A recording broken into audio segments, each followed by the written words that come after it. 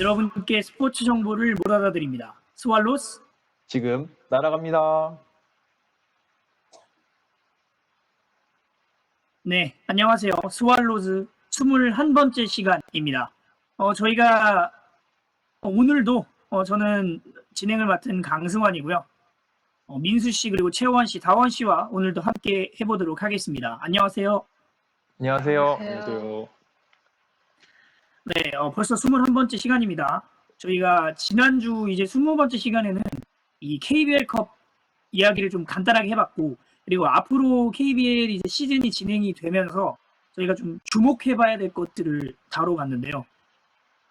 실제로 어제였죠. 녹음 시간으로는 저희가 수요일 날 진행을 하다 보니까 화요일에 이 KBL 미디어데이가 있었잖아요.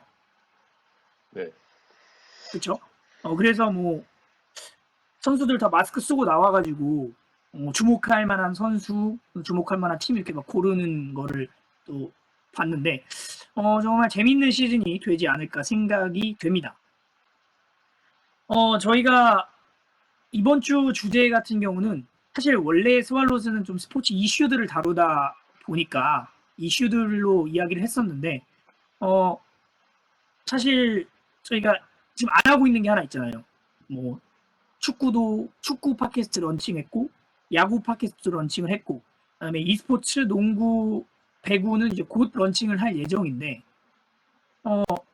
SNS가 저희가 좀 안 하게 됐어요. 지금 뭐 의도치는 않았지만 여러 가지 팟캐스트를 좀 런칭을 하면서 SNS를 런칭을 안 해가지고 사실 이 종목들을 다른 데로 빼다 보면 이 SNS를 자연스럽게 저희 스왈로스의 일반에다가 녹일 수 있지 않을까. 그래서 오늘 주제는 이 SNS에서 다루었던 주제를 좀 해보고자 합니다. 사실 얼마 전에 채원 씨 왜 갑자기 박수를 치죠? 손이 간지러웠나요? 이 새롭게 바뀐다 해서. 그래서 굉장히 좀 기계적인 박수였는데 어쨌든 그래가지고 저희가 어떤 주제를 할까 하다가 유럽 이적 시장이 끝났잖아요. 네. 지난 월요일을 기준으로 축구 유럽 이적 시장이 끝났기 때문에 사실 이번 유럽 시장은 코로나 팬데믹으로 인해서 돈을 많이 쓰지 못한 팀이 있고 그리고 뭐 메시 선수의 이적 논란, 바르셀로나 구단과의 갈등, 그래서 이 맨체스터 시티로 이적을 하냐 마냐의 문제도 있었고, 그리고 이적 시장 마지막 날에 이 아스날이 아틀레티코 마드리드에 이 바이아웃을 지불하면서 토마스 파티가 이적을 하면서 이 바이아웃을 지불한 상황에서 구단은 몰랐다. 뭐 이런 문제도 있어서 이적 시장이 굉장히 뜨거웠습니다. 그래서 이 이적 시장 이야기를 하면서 이걸 이어받아서 저희가 이적 시장에서 이야기할 수 있는 게 뭐가 있을까 하다가 각 종목별로 굉장히 좀 예상치 못한 이적들이 어떤 것들이 있었을까 하는 생각을 하게 됐습니다. 네, 그래서 바로 오늘 이야기할 주제는 예상치 못한 선수들의 이적입니다. 간다! 넘어간다! 네, 오늘 바로 스왈로스 21번째 시간 예상치 못한 선수들의 이적 시장 이 주제와 함께 출발해 보도록 하겠습니다. 사실 원래는 이 현우 씨가 계셔서 저희가 항상 이 5명이서 골고루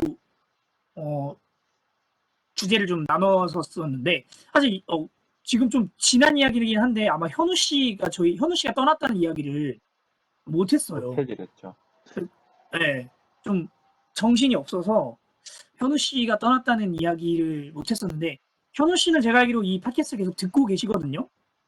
그래서 오랜만에 본인 이야기 나왔으니까 좀 서운하지 않았으면 좋겠습니다. 혹시나 서운했을 수도 있으니까. 물론 현우 씨가 절대 서운했다는 얘기는 아닙니다. 그런 얘기는 아니고요. 그래서 축구를 오늘은 다원 씨가 준비를 해왔다고 합니다. 그죠? 네. 저 이번에 축구 이적 시장에 맞춰서 축구 이슈를 준비해 봤는데요. 네. 축구를 떠나서 이적 시장 하면은 불미스러운 이적의 대명사라고 할 수 있는 사례를 한번 준비해 봤습니다. 그렇군요. 바로 네, 루이스 피구의 이야기인데요.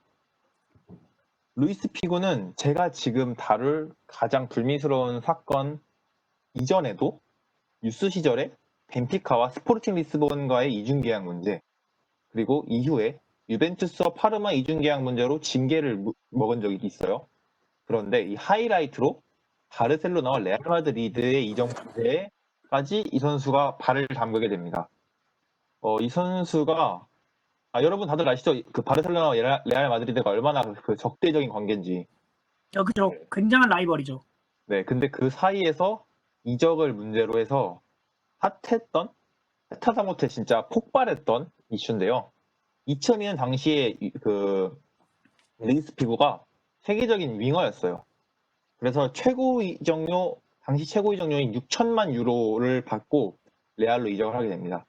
네, 그 계기가 그때 레알 마드리드 회장이 갈락티코라고 레알 마드리드의 뭐라고 할까요? 전성기를 이끌 멤버들을 모집하고 있었어요. 그 1기의 멤버로 이제 루이스 피구가 발탁이 되었고, 이 선수가 캠노우에서 산티아고 베르나베우로 떠나게 됐죠. 이 사건이 얼마나 팬들한테 가슴 아프다 해도 될까요? 아니면 화를 치밀어 오르게 했는지 알 수 있는 사건이 몇 개 있는데요. 네, 바르셀로나와 그 레알 마드리드 엘 클라시코 경기에서 루이스 피구의 사진이 벽 곳곳에 붙어 있으면서 그 사진을 막 태웠대요, 사람들이.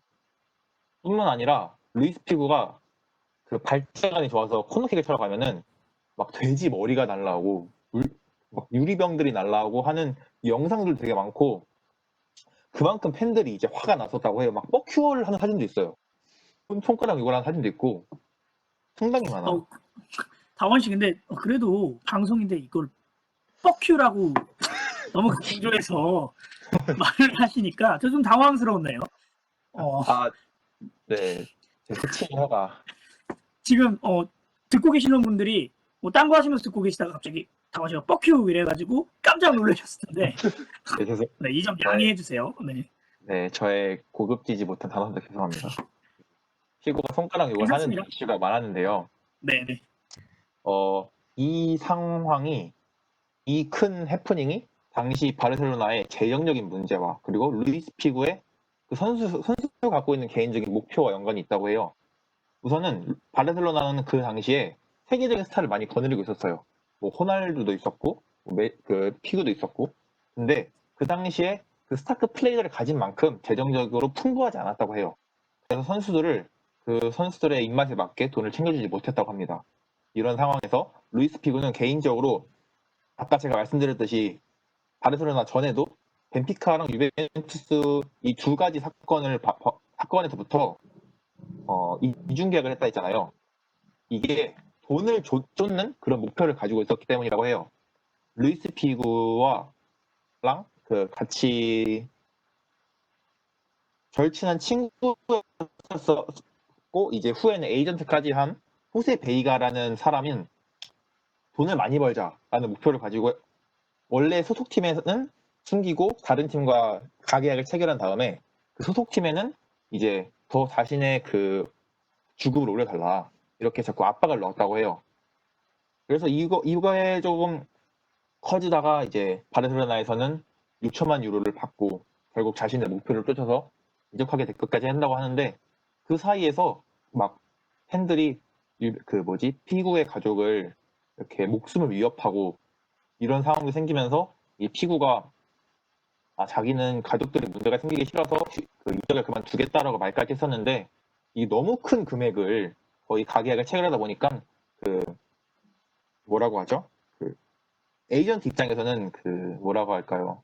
더 감당하기 힘든 그런 금액이었던 것 같아요. 그래서 결국 루이스 피구는 레알로 이적해서 많은 활약을 하고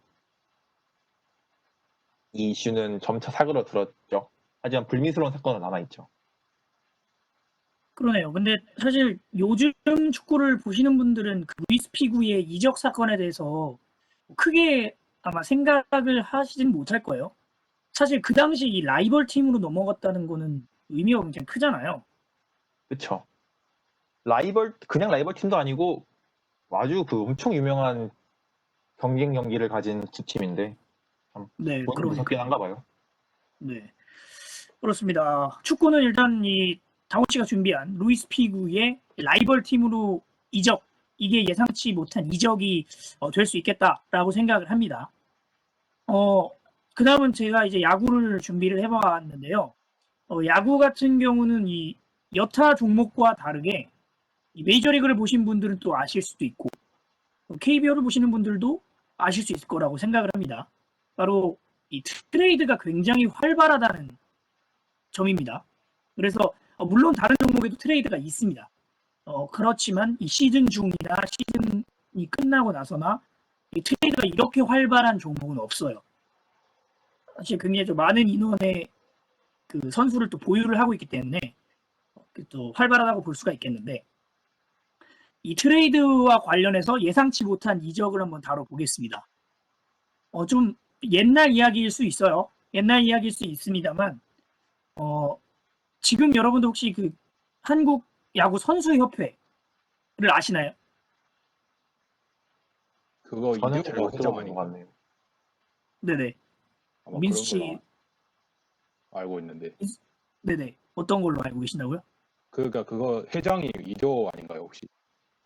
맞습니다. 이대호 선수가 지금 회장으로 있죠. 선수협회, 말 그대로 선수협회입니다. 근데 이제 메이저리그에도 선수 노조가 있습니다. 근데 우리나라 선수협회와 그 노조의 가장 큰 차이는 미국 선수 노조는 이 MLB 사무국과 협의를 할 수가 있습니다.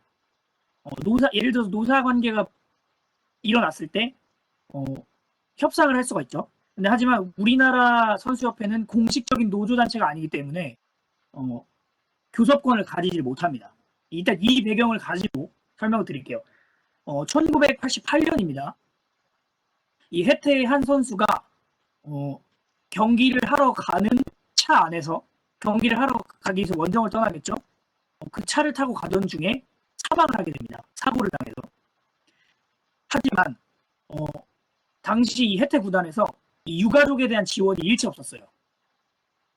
왜냐하면 경기를 하러 가던 도중에 다친 건데, 사망 사고가 난 건데, 유가족은 어찌됐든 뭐 개인 승용차를 끌고 가다가 사고가 났기 때문에 뭐 지원할 수 없다라고 얼버무리면서 결국에는 아무 지원도 못 받게 됐습니다.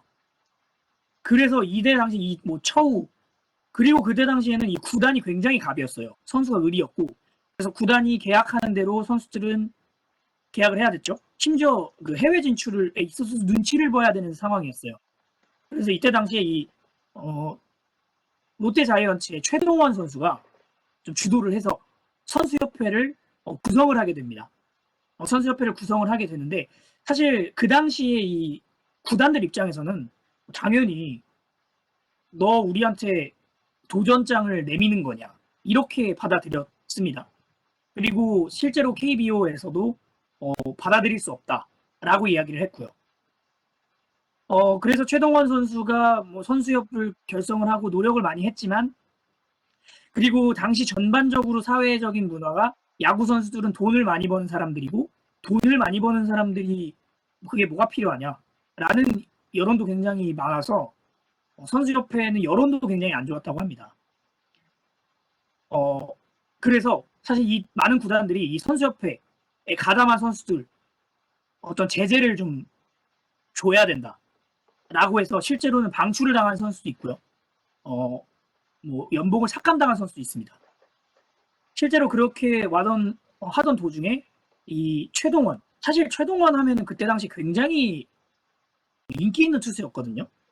지금 뭐 양현종, 류현진의 버금가는 선수였기 때문에 이 최동원 선수의 이 합류가 롯데 구단 입장에서는 굉장히 난감했어요.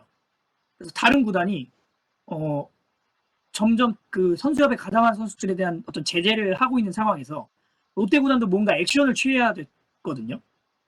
그래서 롯데 구단은 이 에이스 최동원을 삼성 라이온즈로 트레이드를 합니다. 근데 이 트레이드를 사실 보면은 이 면면이 대단해요. 최동원, 오명록, 김성현이 롯데에서 삼성으로 왔고요. 삼성에서는 당시 굉장히 유명했죠. 감독으로도 계셨던 김시진 감독, 그리고 전용권 호드에서 허규혁 선수를 맞바꾸는 이 4대3 트레이드를 단행을 합니다. 그러니까 지금 쉽게 말씀드리자면 여러분들이 다 이해를 하셔야 되니까 축구로 말씀드릴게요.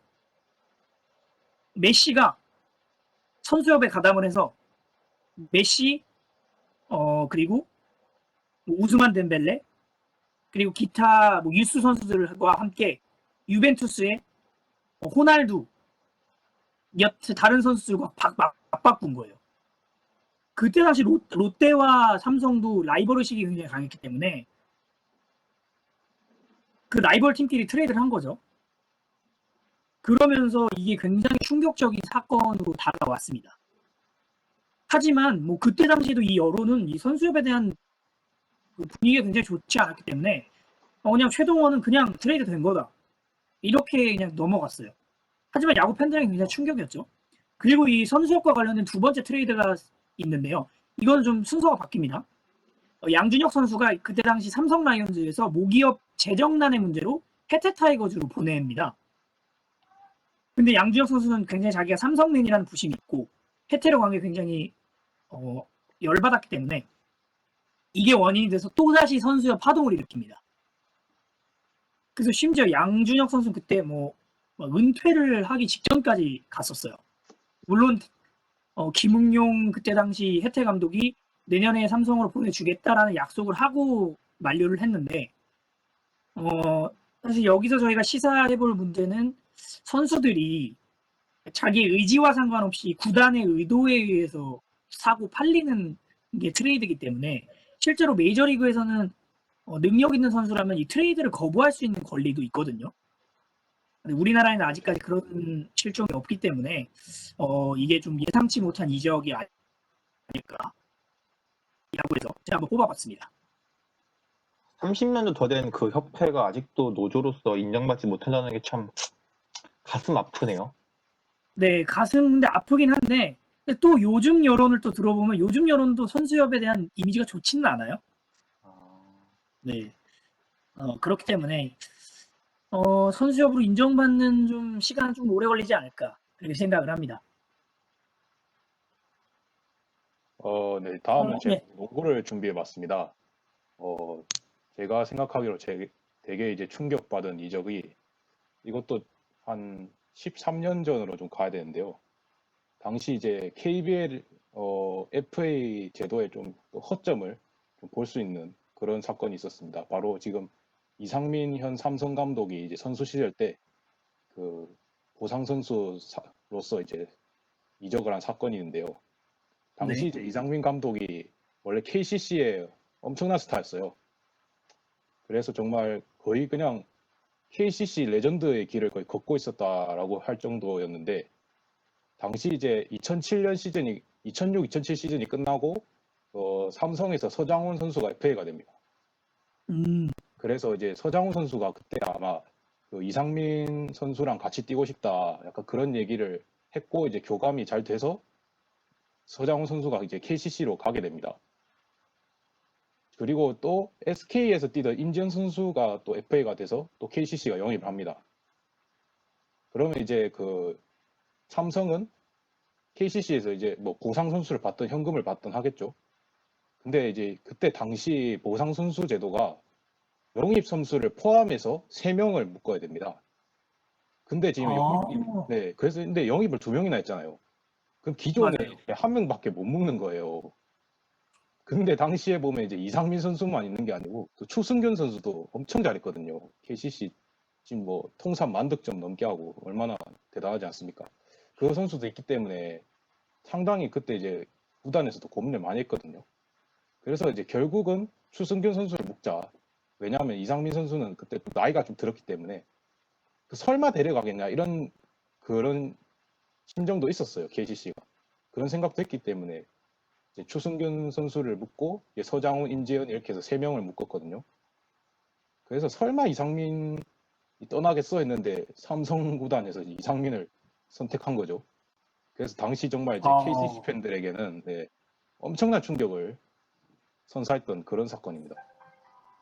어떻게 그 이상민을 이렇게 쉽게 보내냐, 말이 안 된다.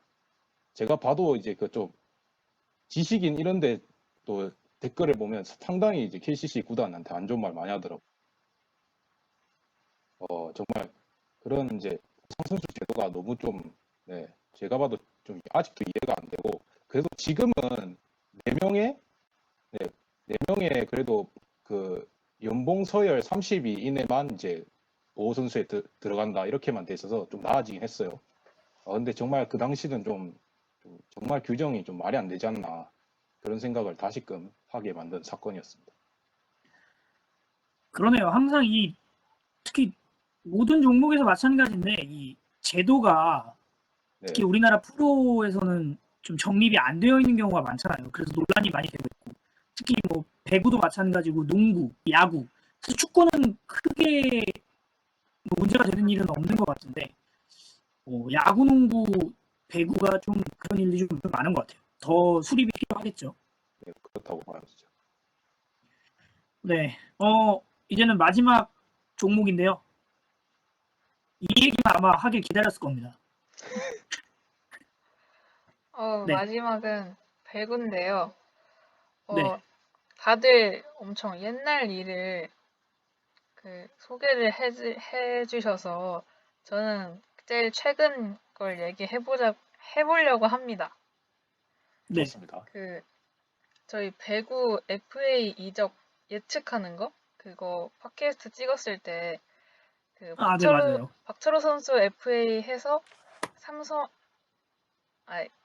삼성에 남을 것 같다 했는데 한국전력으로 이적을 했잖아요. FA 네, 이적을. 그렇죠. 맞아요. 기억나요? 네네. 진짜 어떤 뉴스보다 되게 이슈화가 많이 됐는데 저는 이 이적이 가장 놀랐고요. 본 사람 중에서. 왜냐면 박철호 선수가 이제 나이도 좀 있다 보니까 삼성에서 이제 은퇴를 하려고 했었는데 갑자기 이적을 해버린 거예요. 그래서 뭐 찾아봤는데 이제 삼성 쪽에서 계약서를 좀 늦게 줬다고 해요. 그래서 박철호 아, 선수도 좀 불안해서 이제 배구를 못하는 게 아닌가 불안해서 이제 먼저 온 한국전력한테 이제 사인을 해버린 거죠. 근데 박철호 선수가 한국전력을 가고 난 뒤에 이번에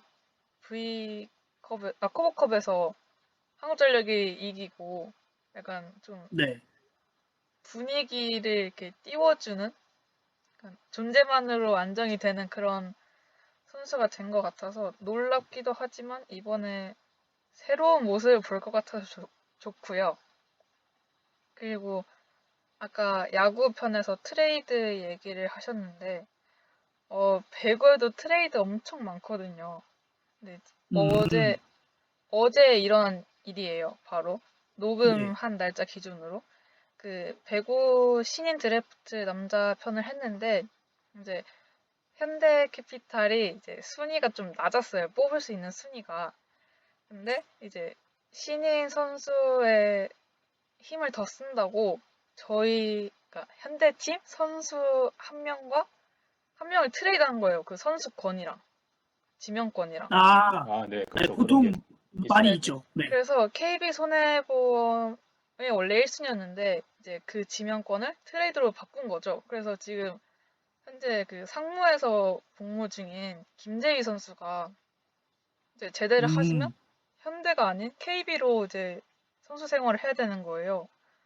그래서 최태형 감독님 말로는 이제 더 새로운 팀 분위기를 만들고 싶다라고 하셨긴 하셨는데 그래도 좀 지금까지 계속 같이 해왔는데 갑자기 이렇게 트레이드 돼서 저는 마음 아팠습니다. 근데 네, 진짜 충격일만 하죠. 게다가 채원 씨가 맨날 노래를 부르던 우리 현케에서 벌어진 일이니까 그렇죠. 더 충격이네요. 프로의 세계는 매정해서 어쩔 수가 없어요. 네. 그러니까요. 근데 그거를 참 이걸 매정하다고 봐야 될지 아니면은 매정해서 어쩔 수 없다고 봐야 될지 아니면 좀 충분히 고칠 수 있는 부분인 건지는 매번 저희가 고민을 해야 되는 거라고 생각을 하거든요. 뭐 더 나은 제도가 있다면은 사실 선수들이 물론 그 구단 입장에서는 어떤 실력을 보여줘야 되는 본인들이 사서 쓰는 그런 존재이기도 하지만 그 이전에 선수들도 사람이거든요. 선수들도 감정이 있고 그 감정이 다칠 수도 있는 거고 그 잘 유지되던 팀의 관계가 나중에 무너질 수도 있는 거기 때문에 그런 것들을 다 고려를 좀 해야 되지 않을까. 이제는 팬들도 이제 팬들의 마음도 있잖아요. 그렇죠. 네. 이제는 좀 어쩔 수 없다. 프로의 세계다. 바꿀 수 있는 건 좀 바꾸면 좋지 않을까 하는 생각이 좀 들어요. 이렇게 지금 태원 씨처럼 슬퍼하는 팬들도 있잖아요. 네, 지금 본인 아마 깃발을 찾는 것 같은데 맞습니다. 이렇게 좀 슬퍼하는 팬들도 있기 때문에 좀 더 고민을 프로 구단 측에서 프로 이제 협회 프로 종목에서 고민을 해야 되지 않을까 싶습니다. 네, 이렇게 저희가 오늘은 스왈로스 21번째 시간 예상치 못한 그 각 종목별 이적과 관련된 내용을 다뤄봤습니다.